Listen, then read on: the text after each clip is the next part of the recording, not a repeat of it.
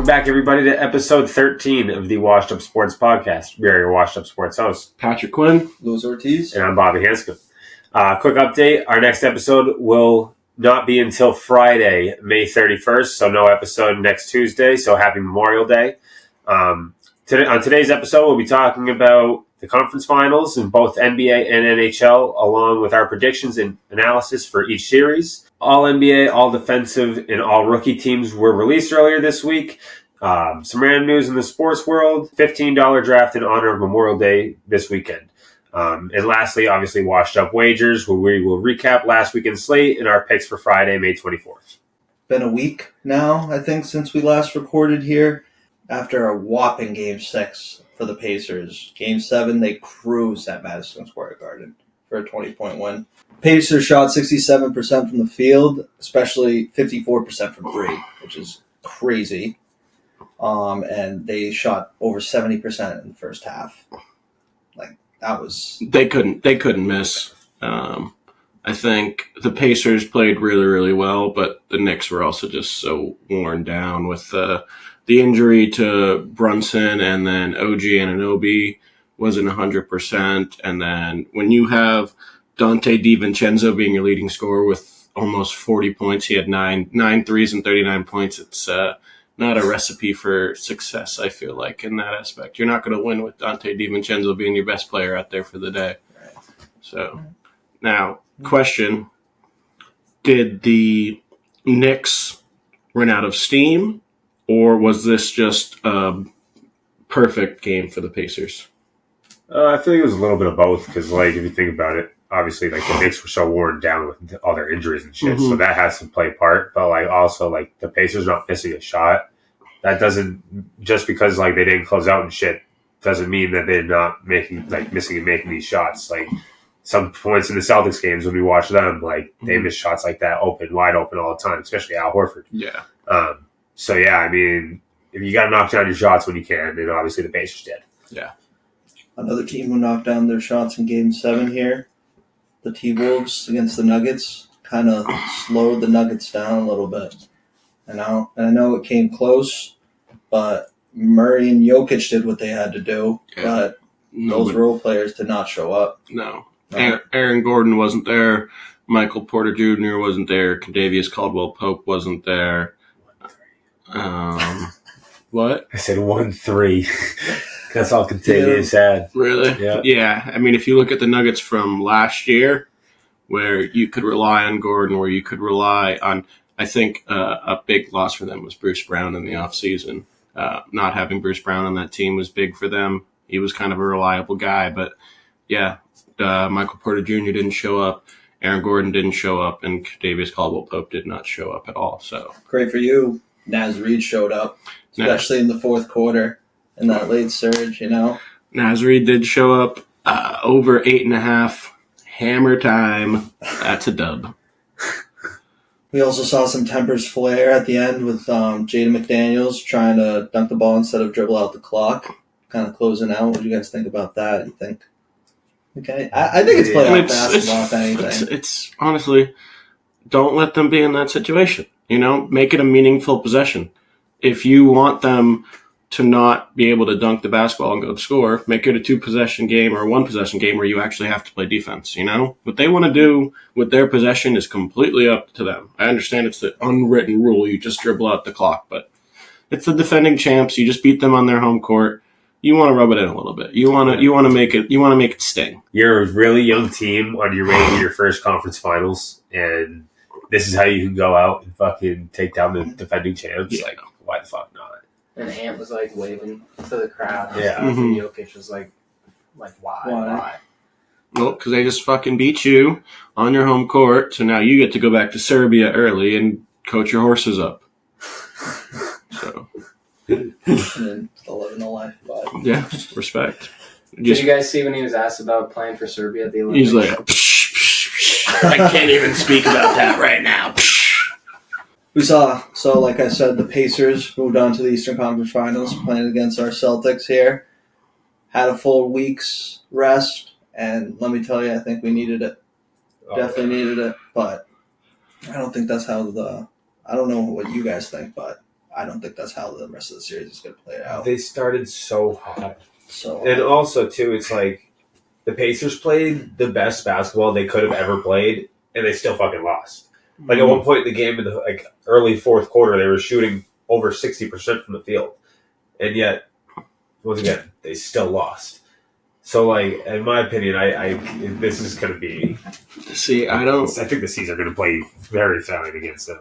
See, I don't know if I'd say the Pacers played their best basketball. Well, obviously with the turnovers and stuff. I think they had 22 turnovers that led to 32 or 36 points for the Celtics. The Pacers put up 99 shots. All 5 of their starters were in double figures, between Miles Turner having 23, Halliburton having 25, Siakam having 22.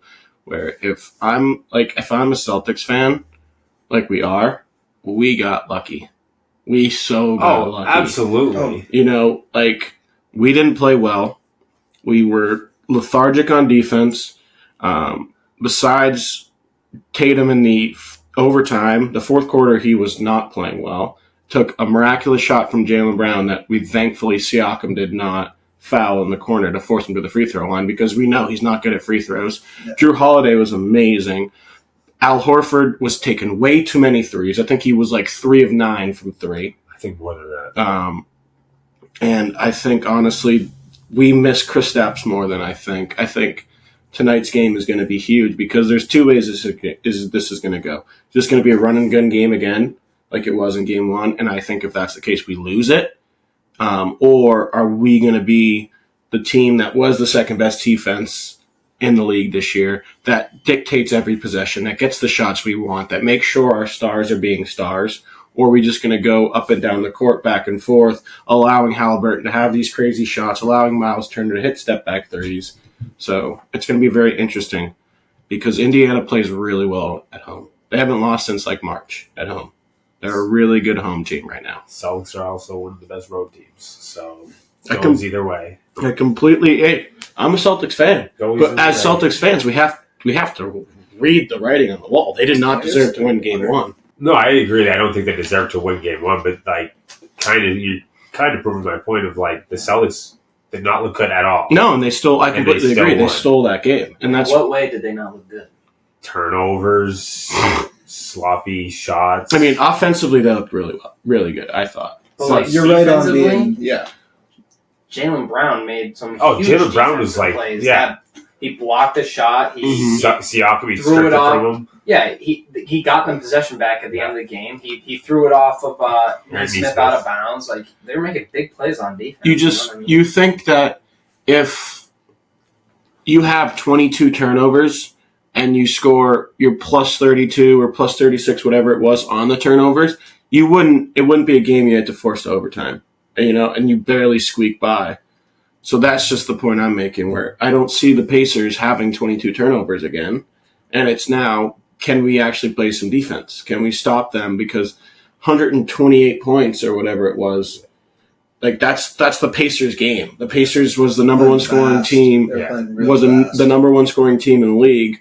And if I'm a Celtics fan, or as we are Celtics fans, it's like, I don't know if we can do that every single game. Like, I don't know if we can't run and gun like that. Yeah, they also abused Pritchard, too. Mm-hmm. They absolutely abused him that entire time. Yeah. Well, not to disagree with you, but to disagree with you, that's the Celtics game, too. Run up and down the court, chuck up 53s a game. Like, they play a similar style. I just think the Celtics are, like, better at it. They're a much superior team. There's no doubt about it. The difference between these two teams is that when the Celtics have to get stops, they have the quality to get stops. 2 all-defensive players, not even mentioning Tatum and Brown. Yeah. With everyone's hating on Tatum, he had 36 points, 12 rebounds, 4 assists, 3 steals. He was plus 20.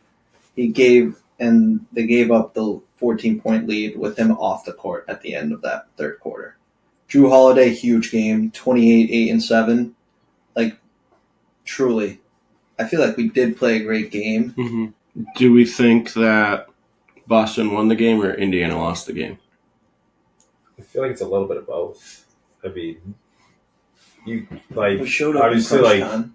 like Indiana's turnovers in the end of the fourth. Mm-hmm. but like so that's how like the Pacers lost the game, but like the Celtics blew them out in overtime. Yeah, I like agree. the Celtics were the way dominant team in that overtime. I mean, all of us knew as soon as that game went to overtime, the Celtics were not losing that game.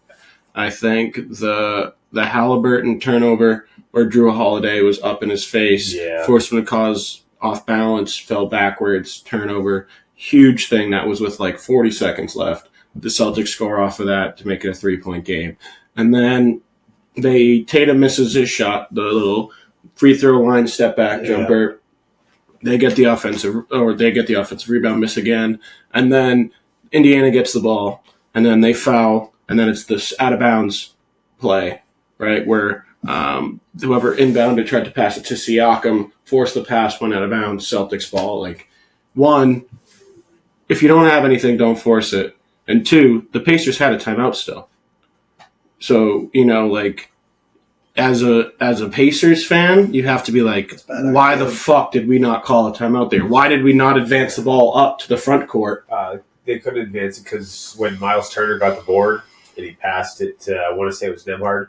Once he passed the ball once, Halliburton got fouled. Okay, so whoever, like, whenever you pass it once, that you can't move, you can't advance. But even if they then called a timeout, they couldn't advance because it he already made a play to try and go up the court.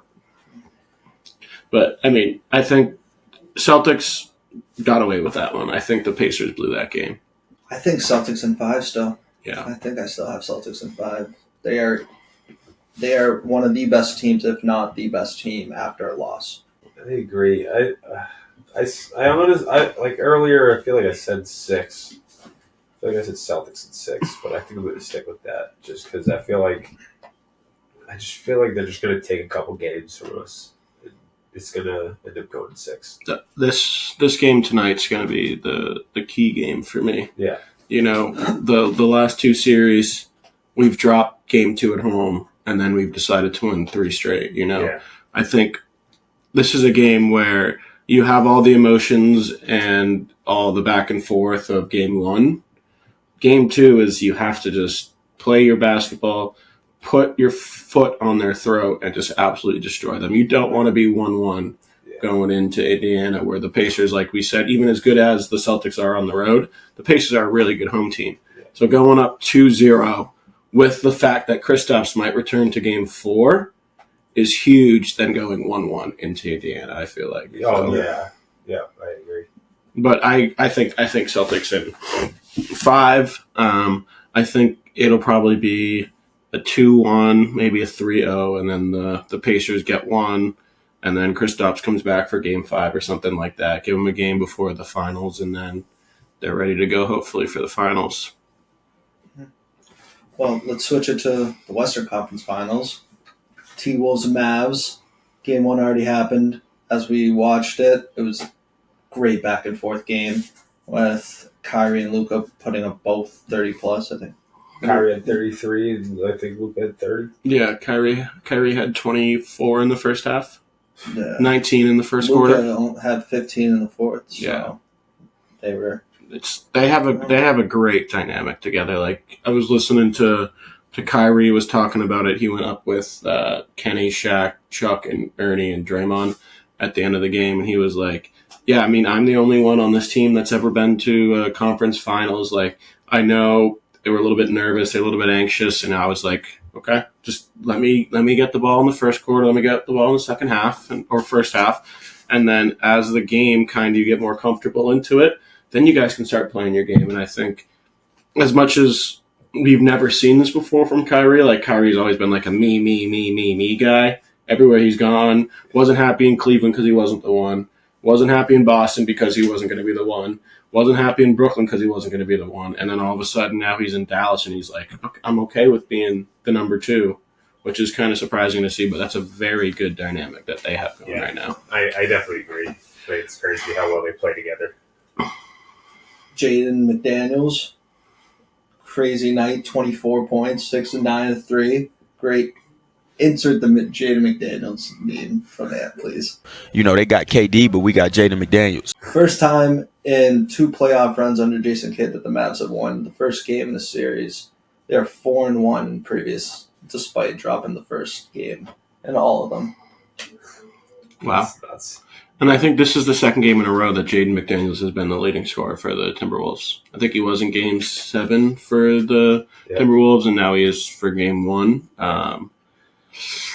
Where's the ant hate? Hey. What happened?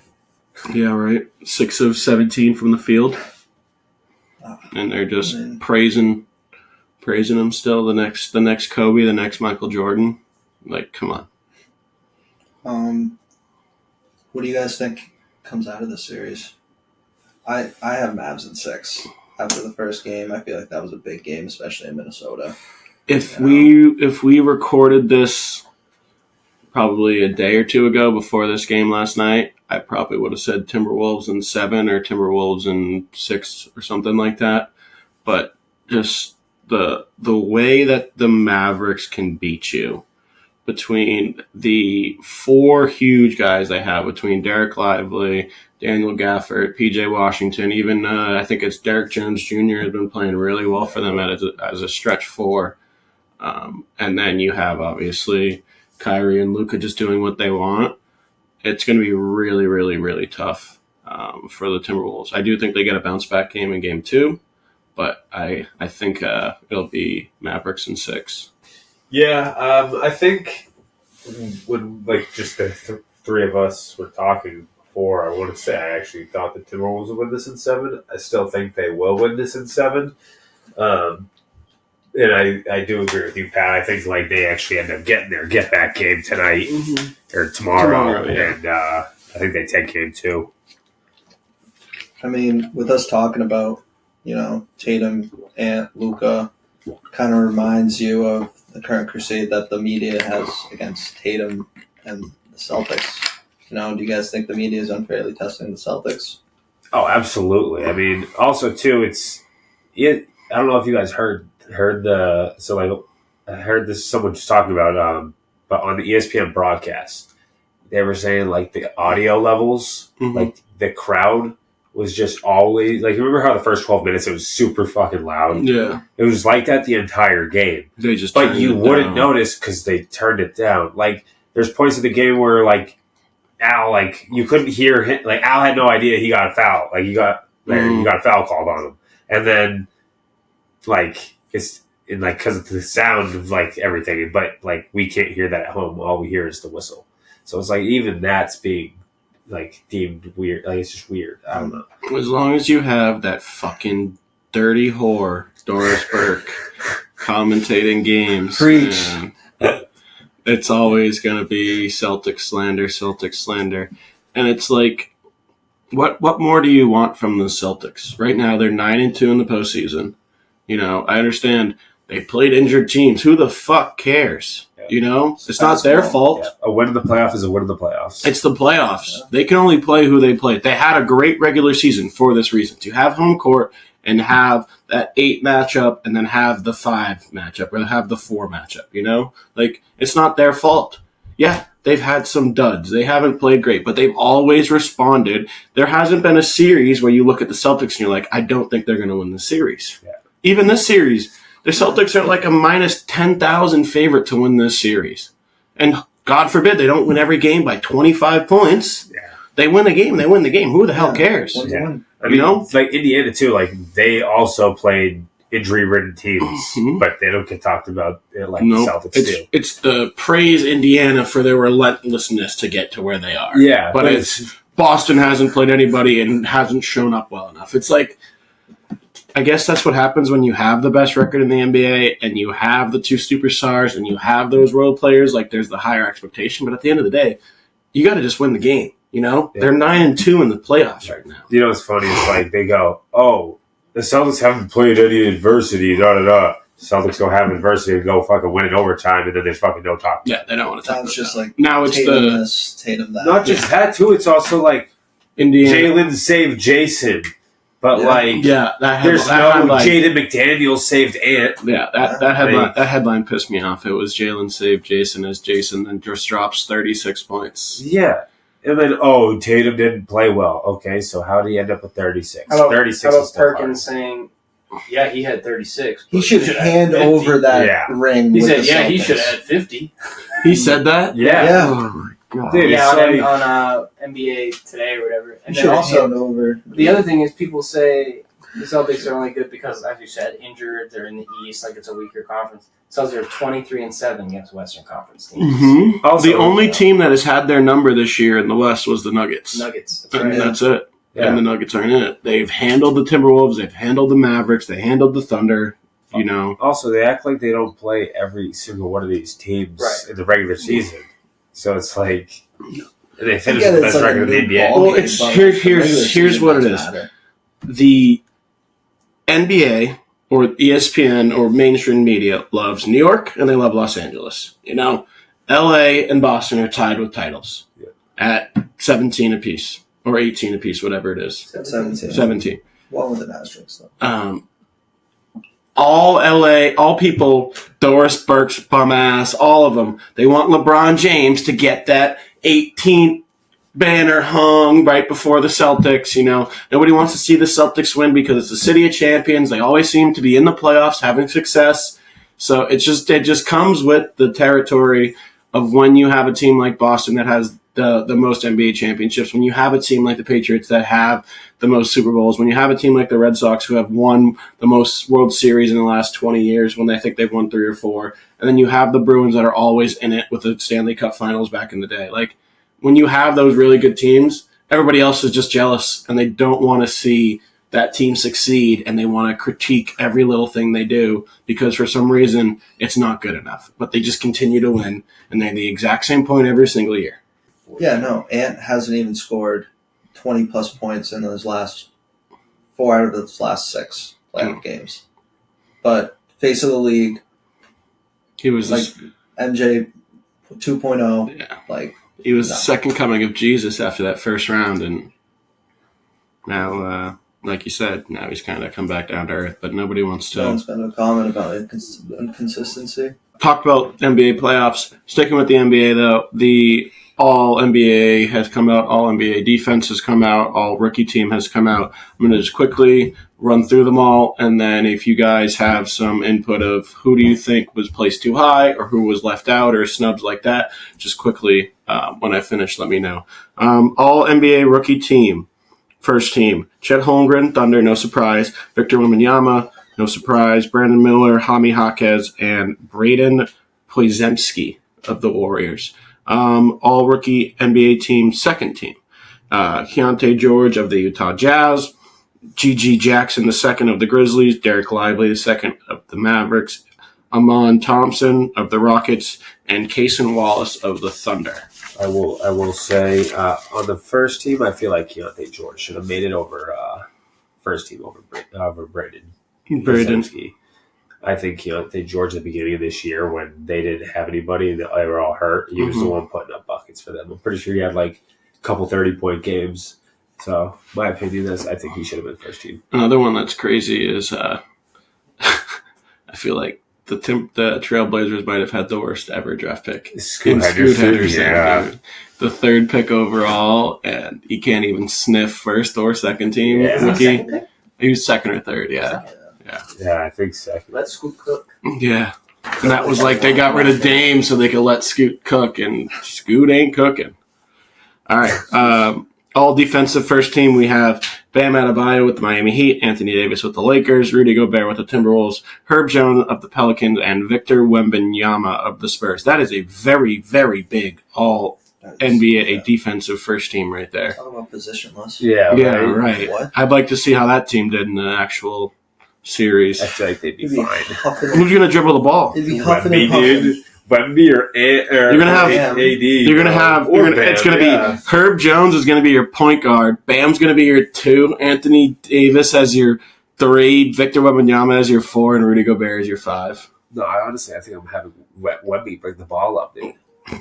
Watching Wemby's handles, bro, they're insane. Okay. For a guy his size, they're All right, nuts. let's move on. Here. All defensive second team. We have the balded brethren of our friend Bobby Hanscom here, Alex Caruso, dog of the Bulls, our beloved Drew Holiday of the Celtics, Jaden McDaniels of the Timberwolves, Jalen Suggs of Orlando Stinky Magic. And Derek White of the Celtics. Again, complete opposite of first team. First team was all front court, and then second team was all back court. Like, should they just call it that then? Yeah, right. First and second team? First, all defensive front court, all defensive back court. Like, it literally is. Yeah. You have nobody on the defensive second team over the size of 6'7", and you have nobody on the defensive first team below the size of 6'7". It's kind of crazy. Yeah, it is nuts. All NBA first team, we have Giannis Antetokounmpo of the Bucks, Luka Doncic of the Mavericks, Shai Gilgeous-Alexander of the Thunder, the MVP Nikola Jokic of the Nuggets, and Jayson Tatum of the Celtics. All NBA second team, we have Jalen Brunson of the Knicks, Anthony Davis of the Lakers, Kevin Durant of the Suns, Anthony Edwards, the second coming of Michael Jordan, Kobe Bryant, if they had a baby, of the Timberwolves, and Kawhi Leonard of the Clippers. And then to round it out, all NBA third team, Devin Booker of the Suns, Stephen Curry of the Warriors, Tyrese Halliburton of the Pacers, LeBron James of the Lakers, and Domantas Sabonis of the Kings. So quickly, anybody snubbed, anybody too high, anybody too low? Where was Jaylen Brown? One more time, Lewis. Where was Jaylen Brown? Yeah, honestly. But I don't know where he would go on this list. yeah, who are you taking off? Because if you think about it, you may say, yeah, he should have made it, but there's only 5 guys per each team. I'm not. Who are you taking off? I'm not taking out Anthony Edwards or Jalen Brunson on the second team. On the third team, I'm not taking out anybody. No. I'm taking off Tyrese Halliburton for Jaylen Brown. That would be the only. That would be one the that only one. I was even thinking plain about. simple. I'm taking him off for Jaylen. But I'm not like Booker, Curry, LeBron, Sabonis. I'm not taking any of those guys off. LeBron could have a dud year. He'd still be on it. That's Yeah. just how it No, works. LeBron's just on a reputation. Yeah. And I don't know if we want to read that I would. quote in the notes, but the other thing too, I don't know if you guys saw the Peyton Pritchard quote about Jaylen Brown not making All NBA. No. No. This is a great point. How does the best team in the league that won the league by had a 7-game margin compared to the next best team only have one guy make All NBA? Yeah.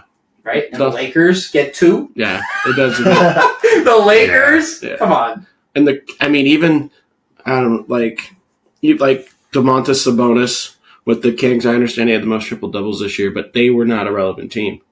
Steph Curry, the Warriors, they were not a relevant team. Just the name again, right? Clutch player of the year.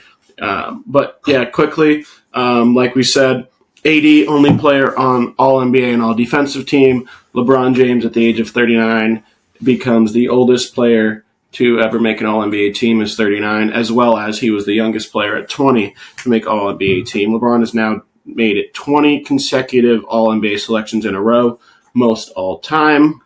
Wemby, first ever rookie in All NBA defensive team, first All NBA appearance for Brunson, Edwards, and Halliburton. Kind of a changing of the guard, if you'd say. I mean, no more Clay, no more Draymond, no Paul George, no Dame Lillard this year, no Jimmy Butler. Like, all these players are getting up in age. Even Kyrie Irving didn't make any of these lists. Also, I forgot to break down in there. Donovan Mitchell, Joel Embiid. Well, Embiid didn't play enough games. A couple others were not on there because of the 65 minimum game. Yeah. There's other finals going on, Eastern and Western, and that is the World of Puck, hockey. Last night in the Mecca, the Florida Panthers came to town and kind of smacked around the New York Rangers a little bit. Game finished 3-0, but was not really a 3-0 game. The Panthers got out to an early lead by Matthew Tkachuk in the first period, and then Alexis Lafreniere own goal midway through the third, pulled the goaltender, made it 3-0. Matthew Tkachuk had a goal and assist, obviously, and then Sergei Bobrovsky has made 24 saves, which is just, this guy might be the best goaltender in the league right now. And last year, what the fuck, Bobby? I love it. Keep it going. Dude's a wall. Last year, Yeah, I don't know if you guys remember this. He wasn't even the starter for them. Bobrovsky. They brought him in, I think it was game 3 or game 4 of the Bruins series last year. And he just rolled, and he hasn't skipped a beat after that. Just a quick one. Bobby, I know you are a hockey enthusiast and a hockey extraordinaire. Give us your prediction for this series of the Florida Panthers and the New York Rangers. Yeah, yeah. I'm going to say Rangers in 7. Rangers in 7? Okay. I think it's going to be a great series between these two. I was going to agree on that. Yes, Rangers in 7. I feel like Get your beloved Rangers to the finals. That would be nice. Curse. That would be nice. Yep. I would love to see the Rangers. I'd love to see Madison Square Garden have another Stanley Cup Finals run, even though this happened like 8-9 years ago, and they lost both times they went. Never thought I'd be saying this, though, but as a Bruins fan, I'm rooting for New York. Fuck the Panthers. Fuck the Panthers. Okay, so switching over to the West Coast, the Oilers almost blew it in Game 7. Up 3-0. Vancouver scored 2 in the third to make it a 3-2 game. But Connor McDavid is getting that much closer to playing for the big one. Some people say it's the toughest trophy in sports to win. A lot of things have to go your way. A lot of things have to go wrong for the other team. So now we have a Oilers of Edmonton against the Dallas Stars. Most people say the Dallas Stars are the best team in hockey, number 1 seed in the West, right behind the Rangers in the race for the President's Cup trophy. They had a tough first round against the Vegas Knights, and then they kind of handled their business a little bit against the Colorado Avalanche, even though the Avalanche had their issues, obviously, with the player getting suspended for the drug use and then injuries and stuff like that. But this series should be good. What do we think? I think Game 1's tonight, correct? Yeah. Game 1 is tonight in Dallas. It's a long travel for each team. Yeah. Dallas to Edmonton. Edmonton's way up there in the west of Canada, like right above, like not as far west as Vancouver, but it's like over North Dakota area up there, coming all the way down to the southern border of the United States. Give me the Oilers. We've been saying for like the past couple weeks, McDavid. I think he's finally gonna get over that hump and get himself into the Stanley Cup. I'd have to agree with Bobby here. I will be taking the Oilers over the Stars. I feel like. How many games are you thinking? I think 6. I was going to say 6 as well. So then the Oilers have to steal a game in Dallas. I think they do that tonight. And then win both at home. I think they do that tonight. But if it's any game, it'd be tonight. Yeah. Yeah. Okay. How about you?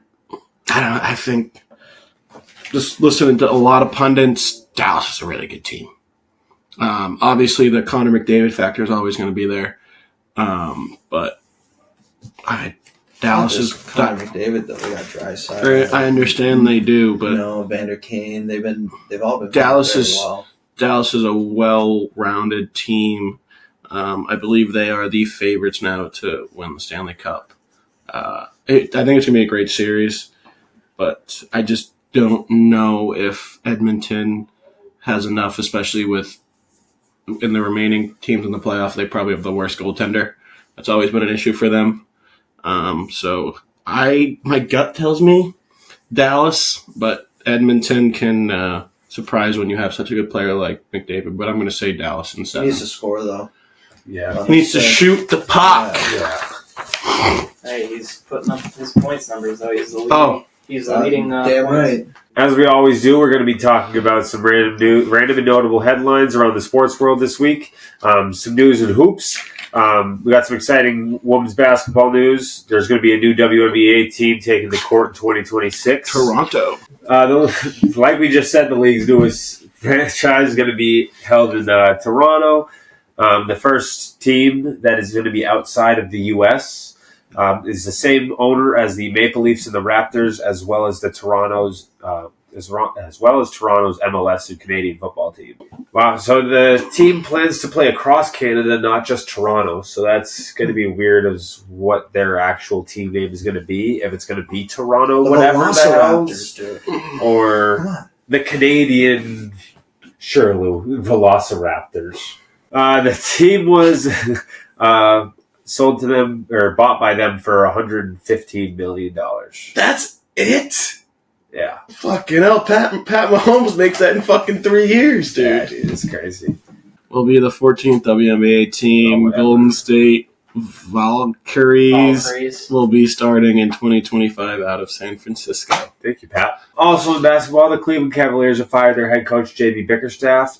Cavaliers made their first Eastern semis in 6 years, won 99 games over the last 2 seasons, and they were the 4th seed in the East with 48 wins this season. A little bit surprising to some, considering how injured they were in the playoffs, but, shit happens. Mm-hmm. What do you guys think? You think it was, you guys surprised by this? Sham Sharami, it seems like he's had a hit piece out after every single coach. Same thing with Darvin Ham, same thing with Frank Vogel. This hit piece comes out, they get fired instantly. This came out again right after the end of the series, talking about how Donovan Mitchell doesn't respect the coach. A lot of the players don't respect the coach. There's not a good mutual agreement between the players and the coach, so this doesn't come as a surprise to me, even though the success...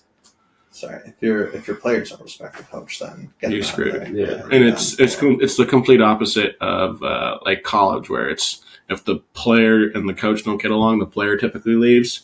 Where in professional sports, if the player and the coach don't get along, and you're paying the player X amount of money, the coach is gone. The NBA has closed its investigation on Oklahoma City Thunder guard Josh Giddey, allegedly had a relationship with a minor. Police not pursuing charges because the family's not cooperating. All right, back to the world of puck. The New Jersey Devils made such a New Jersey's devil hire right here, and hiring former Maple Leafs coach Sheldon Keefe. This is perfect for the Devils. 5 years with the Maple Leafs. I think exited in the first round 4 of the 5 years, didn't make the playoffs another one, and now the New Jersey Devils get him. Just a perfect signing for the Devils. Kind of like the Islanders, always going to be in contention, never going to do anything with it, and this hiring just proves it. In more serious news, videos came out today of the arrest of Scotty Scheffler, and it is bad. There's no video of him, the police officer, getting dragged by Scotty Scheffler's car. There's no video of Scotty Scheffler swerving in and out of traffic to try and get into Valhalla. So this is going to be interesting, very interesting, because there was the hearing on Tuesday, right after the PGA Championship. The defense attorney, or whoever it was, wished to proceed with the case. Charges weren't going to get dropped, so this is more than likely going to go to court. And now with the video evidence that has come out today, that guy's probably getting fired. Yeah. I also saw that Scotty doesn't even have to be there. No, all virtual stuff. Oh, wow. Yeah. But I don't know if I wasn't paying attention, but he's not accepting plea deal. I don't know if you mentioned Scotty? Yeah. Yeah, they're going to take it to trial. Yeah. That department's done for. Yeah, it's real bad. And the cop not having his body cam on, too. None of them did. Yeah. They were trying to all cover this up, and then luckily there were some telephone poles or lights that had cameras on, because obviously it's Valhalla, it's the PGA Championship, You're going to want to protect this area. You see him driving maybe 5 miles an hour up to the entrance. Police officer comes, tries to bash in his window with his arm or his flashlight. Scotty stops. The guy literally tells him to roll down his window. He puts his hand in the car, tries to turn off the vehicle, arrests Scotty Scheffler. It's not a good video. So, anyways, this hurts to say. The gross Philadelphia Phillies are really, really good still. Best start in MLB since 2001 with the 37-14 record. Ranger Suarez, first pitcher to start 9-0 with the sub 1.5 ERA since 1996. 1966, excuse me. Won 9 straight starts after a no decision in his first start. That's freaking crazy. Wagons. Also in baseball, the New York Yankees might have their next ace, they do. Luis Hill, 25-year-old rookie stud, is now 7-1 with his ERA probably being lower after he pitched 6 innings today with 0 earned runs and 70 Ks. Last week, he broke a Yankees record for strikeouts in a game by a rookie with 14. He's also just allowed 2 earned runs with 35 Ks in his last 5 starts. They won again today. Okay, congratulations. How's your They don't spend money. They don't do How's your anything. stud doing? Devers hit a home run in 6 straight games. He's at He's Red at Sox record. Yeah, So you know they won 2 out of those 6 it games. doesn't matter. You're talking about records here. I'm talking about records here. So Hey, Luis Hill, also the number 5 pitcher in their rotation. Which is just stupid. And how about Xander? This is one where didn't go to greener pastures if you're a Red Sox fan. Typically with the Boston Red Sox, when they leave, they have better success elsewhere. Mookie Betts, Chris Sale, Alex Verdugo. I was going to say Verdugo's batting average is under 220. What are you talking about? He's batting 255. That's still terrible. He's on a winning team. Respectable. It's still not good. Respectable. He was batting 275 with the Red Sox. He's batting 255. We don't need him to. We only have You one. just said he does better when he leaves. He does. How is he doing better? Because he's contributing to a winning team. We don't need him. a lot of ball. We don't need him to do what he needed to do on the Red Sox because they have nobody. When you got Juan Soto, Giancarlo Stanton, and Aaron Judge. You said when they leave, they play better. Yeah. He left and is playing worse. He's having a better season this year than he did last year, no? Not to start. Oh. Starting last year, he started batting over 300. All right, let's get on to the point. But anyways, Xander Bogaerts out for a little while. He broke his shoulder diving for a ball, hoping to be out a month or so. Another Trevor Story incident. Sorry about that one, too. All right, some news coming out of the NFL this week. Ravens QB Lamar Jackson has dropped about 10 pounds to be more agile and move around better. He's also lost 25 pounds since 2022 season. Sorry. That's just scary. Him being more agile, that's crazy. He's going to be Still with taking Derrick hits, Henry. though. Yeah. I mean, Derrick Henry might be taking more hits now, but... All right, anyways. Ahead of the contract extension year, QB Dak Prescott from the Cowboys said he doesn't want to play for the money and never has. He's always asked if the other Dallas teams going far in the postseason motivates him. He said yes and hopes that the Stars and Mavs join the Rangers and win it all because he loves the increased pressure.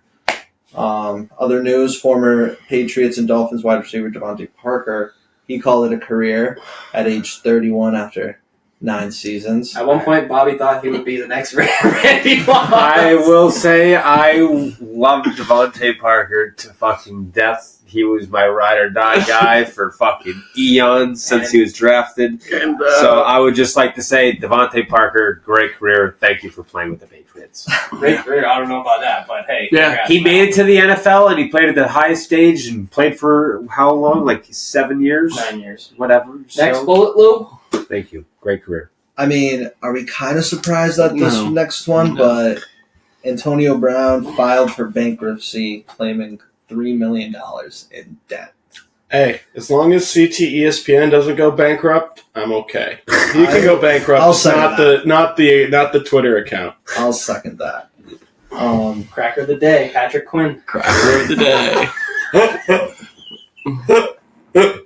To finish off the random news in sports, Invincible no longer. German side Bayer Leverkusen suffered a 3-0 loss. They got spanked. They got in the spanked. Europa League final. Lukman scored a hat trick for Atalanta. Lukman, he's a Nigerian. First ever 10.0 rating in a European final in the stat era. Yeah. Wow. That's crazy. I mean, 51 games, though. That's a crazy milestone. That is crazy. Sucks to suck. They'll be lucky if the Red Sox win 51 As the old games this saying year. goes, can't win them all. And lastly, let's stay on football here. Tony Cruz announced that he will retire after the Euros Yep, I did see 2024. that. Coming out of international retirement just to play with Germany one last time. Won 4 Champions Leagues with Real, 1 with Bayern, and he won 4 La Liga trophies and 22 trophies overall. So you can call it a a pretty successful career. Hoping- Great A career. great midfielder. Hoping to add a 5th UEFA champion or a 6th. Oh, you would also have to add one World Cup in that career. That is true. One World Cup. And then one last bit of information. Bayern Munich is heavily linked to Vincent Kompany becoming their new head coach. Wow. Yeah. That'd be interesting to see. After he only won 5 games with Burnley in the Premier League this season. Yeah. Got relegated. They did.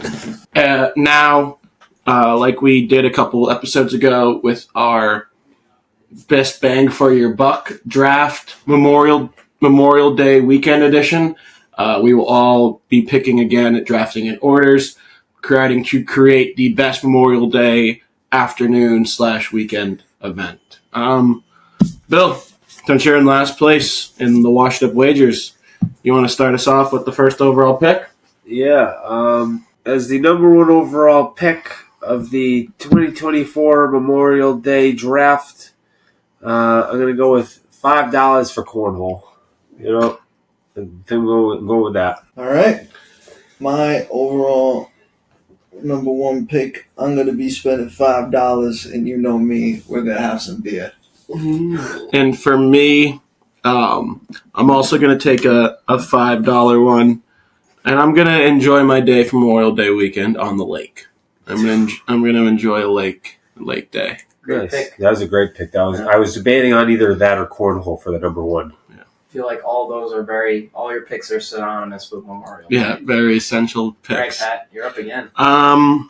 Just like Lou, where would we be without some bevies? So I'm going to go $3 for some hard seltzers on the lake, drinking some noon skis, maybe some neutrals out on the lake. A couple lower deckies. Couple lower deckies in the fucking cheeks. What's like having cold beer if you can't enjoy it in your backyard on a sunny day on Memorial Day? I'm going to go $4 in my backyard. Okay. Well, whoever has the nicest backyard. Yeah. It doesn't have to be yours. It's just a backyard gathering. I'm going to go with some barbecue food. We're going grilling. We're taking burgers for $4. Burgers and cornhole, not a bad combo. Nope. $6 left for you, I believe. What's Yes. your next pick? My next one, you know, why would cornhole be fun? Because you're fucked up. I'm going with some nice good old Jello shots for $1. No shot. You're taking Jello shots. Absolutely Get the Jello fuck shot. out of Well, here, I ain't bro. taking tweez, and I can't spend $4 on a mixed drink because I don't want to do the other ones. So we're going $1 Jello $1 shots. Jello Back to you, Lou. shots, Love bro. the Jello shots. Oh, I hate Jello shots, What do you but got that's right what I now? gotta do. You got I got beer in backyard. beer in backyard. What do we got? Well, we're going to enjoy some nice beer with some glizzies. yeah. We're going $3 with the dogs. You going backyard glizzies, washing it down with some brewskis. Loving it. That's crazy. Little backyard brew and glizz. That's wild. That's wild. How about you, Pat? Joe Back-to-back Chestnut, picks baby. here.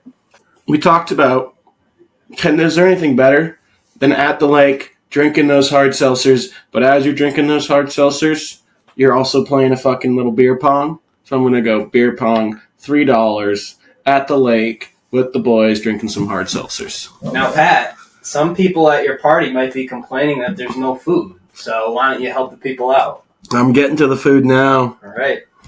So I am at $11 right now. I'm going to go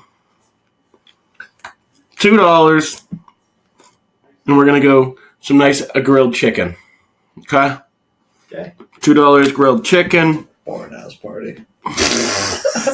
Boring ass party. Dude, Pat's got the lower deckies and the Celtics. That's honestly, yeah, never mind. On a lake. Ripping pong, dude? beer pong, bro. He just doesn't have food. You just gotta eat before you go to Pat's party. All right, Lou. You got brews, you got glizz in the backyard. You know, You need an activity. And you know, No way you're going. He's going Yeah, jam no jam, bro. idea. I know it. I have. No, he's going with the horseshoes. I He's can- going with golden I can horseshoes. find 6 ski poles for some Polish horseshoes at $1. Give me that, dude. That's crazy. That shit's too low, man. All right, Bill. What do you got here? You got cornhole. You got I got He's got burgers Jell-O shots. with Burgers Jell-O and shots. Jell-O I got so that's $10. I still got another $5. For my $3, I'm going with my location campsite. So that's where we're having my party. At a campsite. Yeah. Yeah. and let's Fire. round it out with a side dish, Billy. And my side dish, watermelon and fruit. Gotta stay Fucking healthy, you know. Bastard, man. Gotta Damn, stay that's like healthy. the only one I wanted. You gotta stay healthy. Fuck you all. All right, You Lou. don't even eat fruit. I literally have a bowl of fruit at my house. It's cut up in the fridge. You know, taking some bits. Who did that for you? Al, who do you think? All right, Lou. Well, Wrap up your team. I got $2 left. I got $2 left too. For my last pick, I'm doing $1 for veggie platter.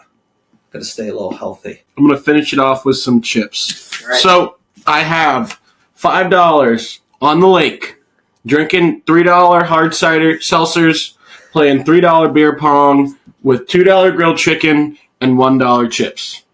That is my Memorial Day extravaganza. We're having my party at the campsite for $3. We're playing cornhole for $5. We're having some burgers with that cornhole for $4. We're getting fucked up on Jell-O shots for $1, and we're having some fruit for $2 on the Hey. side. My Memorial Day combo is a $4. We're gonna spend it in my backyard. I'm gonna crack open some $5 beer, eat some glizzies for $3, and while we play some dollar Polish horseshoes, boys, that shit will get rowdy. And then at the end of the night, another $1 with some veggie platter with the dip. Let us know who's got the best team. Me.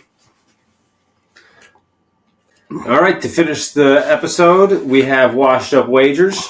Here's a recap from the slate from last episode. Pat continues his absolutely en fuego run of May, which is he's now 13-2. His winning picks for last weekend were Colin Morikawa to finish in the top 10 of the PGA Championship. He finished tied for 4th. Nasri to score over 8.5 points in Game 7. He had 11. And over of 209.5 of the Mavs Thunder Game 6, which had 233. His losing pick was Leon Draisaitl anytime goal scorer in Game 6 last weekend.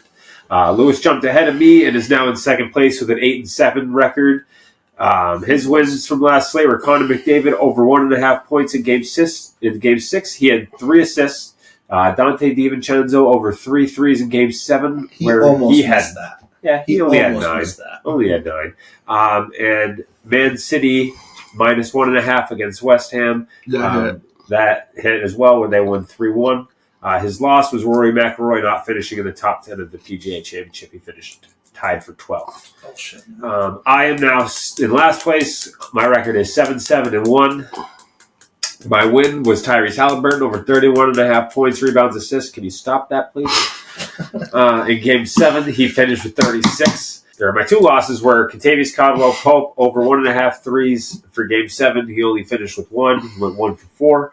And Brooks Koepka to finish in the top 10 of the PGA Championship, where he finished and tied for 26th. I also had a push on the over of 6 goals in the Oilers-Canucks Game 6 last weekend, which ended 5-1. Fucking A. Well, if either one of you guys want gambling advice, just let me know, okay? Yeah, sure. Go fuck yourself. Hey, I'm second. I'm fine. All right. We're fine. Let's do our picks for this Friday. So, as we're recording, it is Thursday, May 23rd. The picks we are giving is for Friday, May 24th. I have the Minnesota Timberwolves tomorrow night money line minus 218. I have under 8 runs in the Cardinals-Cubs game with Shota pitching, who's unbelievable so far this season. And then I have the New York Rangers plus 1.5 minus 285.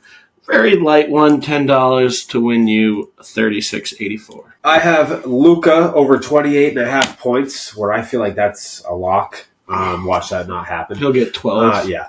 The Texas Rangers money line at the Minnesota Twins, and I have the Phillies minus 1.5 runs over the Colorado Rockies, plus 697 for $10 to win you 79.73.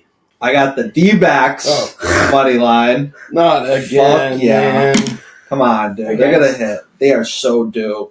They're at home against the Miami Marlins. Oh, they have to. Come on. They have to. They should Fucking fucking game. win. Yeah. I got Jayson McDaniels over 12.5 points. Wow. Hey, and they then- got Kevin Durant. We got Jaden McDaniels. That's a fact. I also had Adam Fox. I added him to the Lewis curse to have over 0.5 points. Wow, what are the odds on that one? Actually, minus 115. Not bad. Really? Yeah. Wow. That all comes out to plus 468, $10 when you're 56.86. Thank you for joining us for episode 13 of the Wash Up Sports Podcast. We release new episodes on YouTube and Spotify every Tuesday and Friday. Like I said in the beginning, we will not have an episode for next Tuesday, so be on the lookout for the following Friday, May 31st. Like this video, subscribe to our channel, and give us a follow on Instagram, Twitter, and TikTok. Our usernames for those can be found in the description below. And as always, stay washed.